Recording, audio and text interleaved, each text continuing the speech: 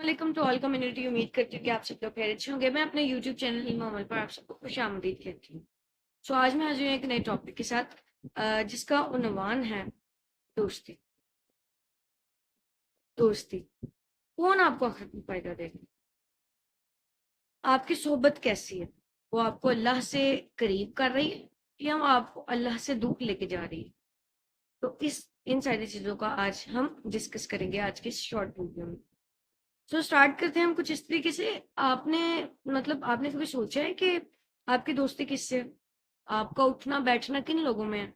ان لوگوں کے ساتھ آپ اپنی دن کا آدھا حصہ جو ہے وہ گزارتے ہیں. کیونکہ ہم اسکول جاتے ہیں، یونیورسٹی کالج، ہمارا زیادہ تر ٹائم وہیں گزرتا ہے.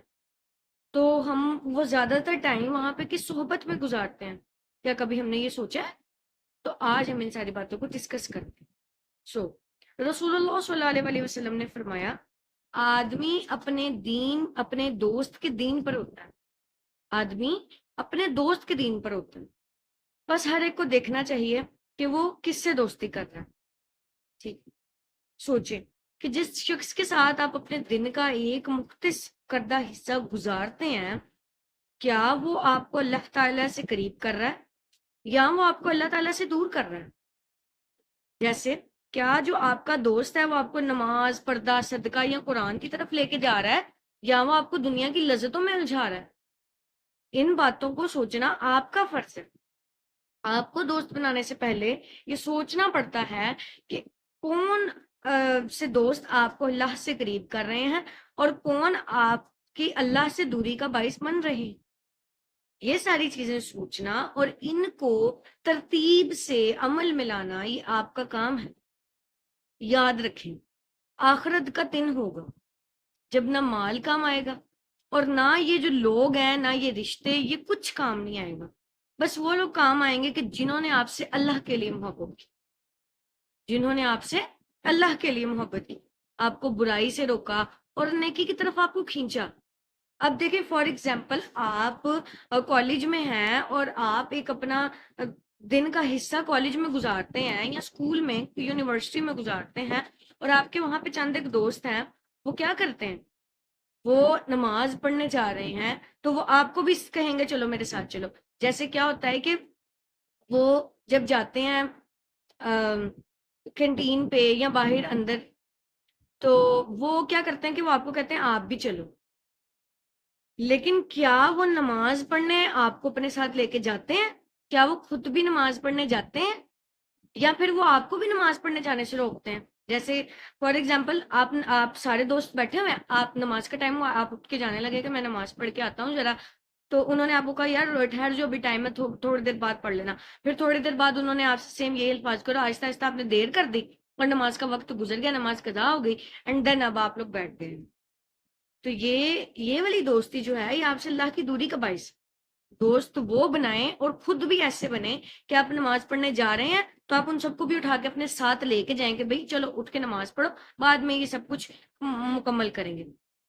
آپ کی دوستی آپ کو آخرت میں اور اس دنیا میں کتنا فائدہ دیتی ہے یہ آپ پہ ڈیپینڈ کرتا ہے. کیونکہ ہم 1-2 دن اگر کسی شخص کے ساتھ گزاریں تو ہمیں تھوڑا بہت اندازہ ہو جاتا ہے کہ اس کی نیچر کیا ہے، یہ مطلب کس ٹائپ کا یہ انسان ہے، تھوڑا بہت ہمیں اندازہ ہو جاتا ہے.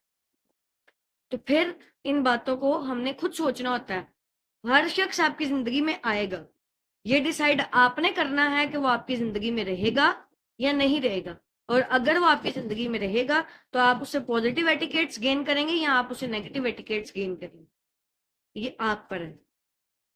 اوکے، نیکسٹ جو ہماری پوائنٹ آ جاتا ہے وہ کیا ہے؟ قرآن سے ہم ایک آیت لے لیتے ہیں. قرآن کہتا ہے کہ قیامت کے دن، یعنی آیت کچھ اس طرح سے ہے کہ اس دن دوست آپس میں دشمن بن جائیں گے سوائے متقیوں.